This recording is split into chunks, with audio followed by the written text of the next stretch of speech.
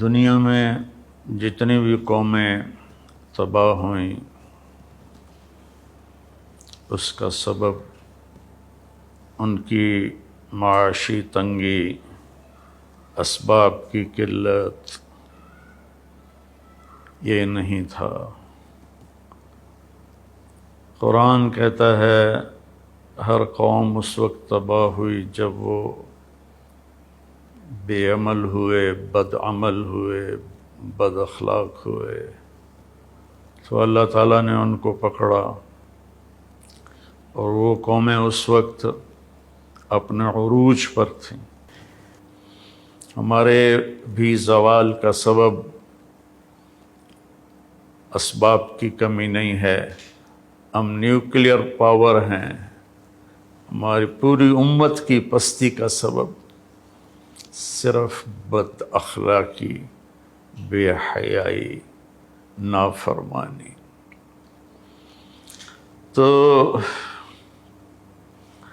جب عروج آتا ہے تو وہ صفات پہ آتا ہے، جو زوال آتا ہے وہ بد اخلاقی اور اعمال کی پستی پر آتا ہے۔ ہمیں اپنے آپ کو بدلنا ہوگا۔ والدین سب سے پہلا اسکول ہوتے ہیں، وہ بچوں کی تربیت سے غافل ہیں، بس اسکول جائیں اور پڑھائی کریں، پھر آپ واپس آئیں، ٹیوشن پڑھیں، اور بس پھر کھانا کھائیں اور سو جائیں۔ آگے ہمارے اسکول صرف کاروباری ادارے ہیں، تربیت ساز نہیں ہیں۔ ہمارے کالجز میں لڑکے لڑکیاں اکٹھے پڑھتے ہیں، جب پیٹرول اور آگ اکٹھا ہوگا تو پھر آگ نہ لگے، یہ کیسے ہوگا؟ کو ایجوکیشن، مخلوط تعلیم، اس نے بے حیائی کو پروموٹ کیا ہے، اس میں کوئی شک نہیں ہے۔ میں خود کالج لائف گزار کے اللہ کے راستے کی طرف آیا، تو اس وقت میں اور آج اس کو 50 سال گزر چکے ہیں۔ میرا دکھ درد ہے بھائیوں بہنوں، اپنے بچوں کی بچیوں کی تربیت کرو، حفاظت کرو، اور میں سب والدین سے کہتا ہوں اپنے بچوں کے اخلاق پر نظر رکھیں۔ اسکول والے، کالج والوں سے کہتا ہوں کہ بچے بچیوں کو اخلاق کا سبق دیں۔ علماء سے کہتا ہوں کہ فرقہ واریت کے بیان اور نفرت انگیز بیان چھوڑ کر ہر مسلک کے علماء وہ اچھے اخلاق، حیا، پاک دامنی کے خطبات اپنے ممبر سے بولیں اور قرآن کو بیان کریں اور سیرت کو بیان کریں۔ اپنا مسلک اپنے مدرسوں میں پڑھائیں، لیکن ممبر پر بیٹھیں تو قرآن کو بیان کریں اور اللہ کے نبی کی سیرت کو بیان کریں۔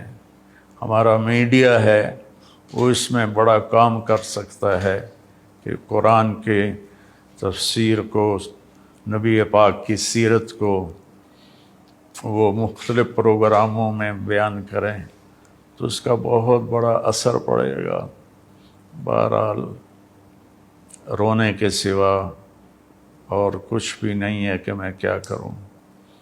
میرے نبی نے فرمایا تھا یوشک الامم ان تداعی علیکم کما تداعی الآکلۃ الی قصعتھا۔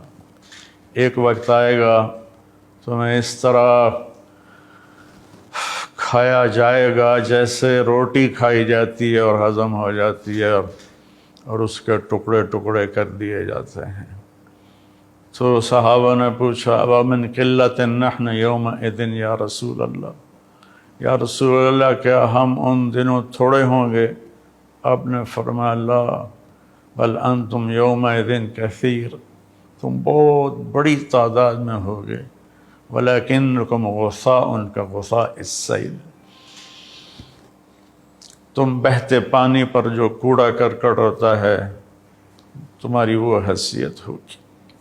تو کیا خوبصورت تشبیہ دی کہ کثرت ہوگی لیکن اخلاق نہیں ہوں گے، حیا نہیں ہوگا، پاک دامنی نہیں ہوگی، سچائی نہیں ہوگی، جیسے کوڑا کرکٹ پانی میں بہہ کے پتہ نہیں کہاں چلا جاتا ہے، ایسے ہی تم اپنی اخلاقی پستی کی وجہ سے تباہ و برباد ہو جاؤ گے۔ تو بھائیو بہنوں، کوئی حکومت ایسی نہیں ہے جو سچ کو نافذ کر دے، پاک دامنی کو نافذ کر دے۔ یہ انفرادی ذاتی معاملہ ہے۔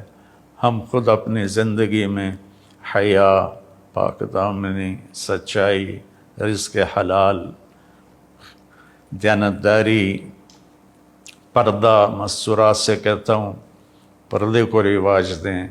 اللہ تعالیٰ نے اس میں بڑی حکمتیں رکھی ہیں۔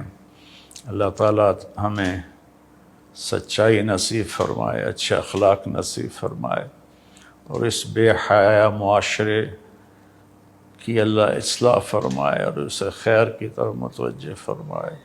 السلام علیکم ورحمۃ اللہ۔